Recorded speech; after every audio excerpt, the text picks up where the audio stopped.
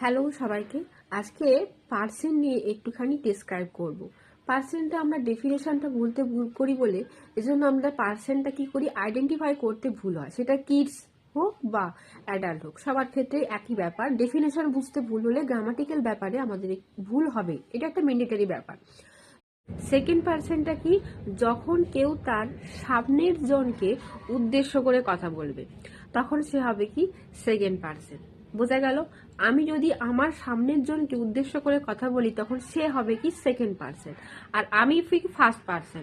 সামনের জন হবে কি সেকেন্ড পার্সন, যেমন তুমি, তোমরা। থার্ড পার্সনটা কি? থার্ড পার্সন হচ্ছে যখন তুমি তোমার কাছে অথবা দূরে কোনো ব্যক্তিকেও বলতে পারো অথবা বস্তুকেও কি করতে পারো, অ্যাড্রেস করতে পারো, সেটা এভরিবডি এলস বোঝাবে। In that case we use third person. বোঝা গেল? তাহলে ফার্স্ট পার্সন হচ্ছে ব্যক্তি, সেকেন্ড পার্সন হচ্ছে ব্যক্তি, ফার্স্ট পার্সন তুমি নিজে বা যে নিজেকে অ্যাড্রেস করে।